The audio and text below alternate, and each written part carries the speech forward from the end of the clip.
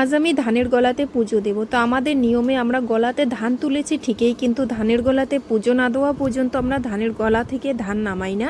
তো সুপ্রভাত বন্ধুরা, তোমরা সবাই কেমন আছো? আশা করি তোমরা সবাই ভালো আছো, আমিও ভালো আছি তোমাদের ভালোবাসায় সাপোর্টে। তো কুচবিহার জেলার ছোট্ট গ্রাম থেকে আমি দীপিকা। তো সমস্ত কাজ বাজ সেরে দেখো আমি স্নান করে চলে আসলাম আমাদের ভাসুরের ঠাকুর মুছতে, কারণ আমাদের বাড়ি ঠাকুর কিন্তু আমার ছোট যা মোছা পূজা শেষ করে দিয়েছে, কারণ আমার একটু স্নান করতে দেরি হয়েছে, তার জন্য আমি এদের ঠাকুরটা মুছতে আসলাম। আর ছোটো যাই তো বাচ্চা আছে, তার জন্যও আসলো না। তো আর বড় ভাসুরের বাড়িতে ওরা কেউ নেই, তো ঠাকুরগুলো তো মুছতেই হবে, কারণ আমরা পাশাপাশি একই বাড়িতে আছি। তো এইখানে কয়েকটা ফুল তুলবো, আর এই সময়টা একটু ফুল মানে কমই পাওয়া যায়। তো এখানে ফুল টুল তুলে গলা ঘরে পুজো দিয়ে তারপর রান্না করতে হবে। ছেলেরা তো গেছে টিউশনে, টিউশন থেকে আসার আগে আমাকে আবার খাবার জোগাড় করতে হবে, কারণ ওরা স্কুলে যাবে।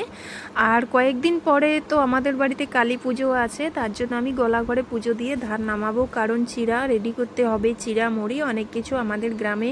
তো আমরা বাড়িতেই সব কিছু তৈরি করি, চিড়া বলো মুড়ি বলো, অনুষ্ঠান যদি লাগে, যেহেতু আমরা গ্রামে থাকি রাজবংশী, তার মধ্যে আমরা এগুলো ভালো করেই পারি।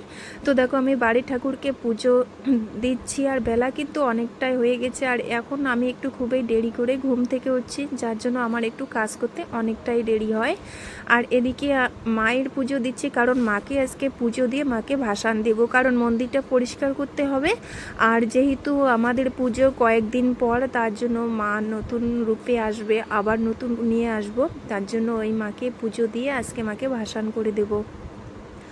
তো এদিকে আমার বর তাড়া দিচ্ছে, বেলা হচ্ছে, তোমার কতক্ষণ সময় লাগে? তো কাজ করতে তো অনেকটা সময় লাগবে, কারণ সংসারে তো সকাল থেকে অনেকটাই কাজ।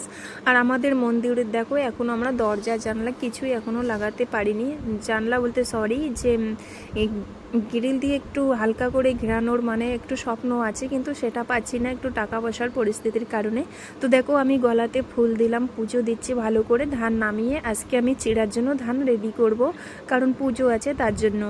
আর মানে ধানগুলোতে কি কালো কালো ছোট ছোট, মানে এই বস্তা ধানটা ঝাড়তে আমাকে অনেকটাই সময় লেগে যাবে, আর যদি লাগে আবার ধান নামাতে হবে, এটুকু যদি না হয় আবার নামাতে হবে গলা থেকে ধান। তো আমার এদিকে আবার ছোটো যার মেয়েটা বলছে আমি তোমার পাশে বসবো বসবো, আমি কিন্তু ধুলার জন্য মাথা ঢেকে দিয়েছি, ও আসবে আমার কাছে, আমার পাশে বসবেই ও। তো আমাকে অনেকক্ষণ থেকে জ্বালাতন করছে, তার জন্য বলছি আসো এই তুলটাতে বসো, আমি না বসে ওকে বসার জায়গা করে দিচ্ছি। আর বাটিতে করে খাচ্ছে ও দেখো, আর জলের জগ নিয়ে আমার পাশে বসলো। তো ভিডিওটা এই পর্যন্তই, আবারও দেখা হচ্ছে পরের ভিডিওতে, বাই বাই।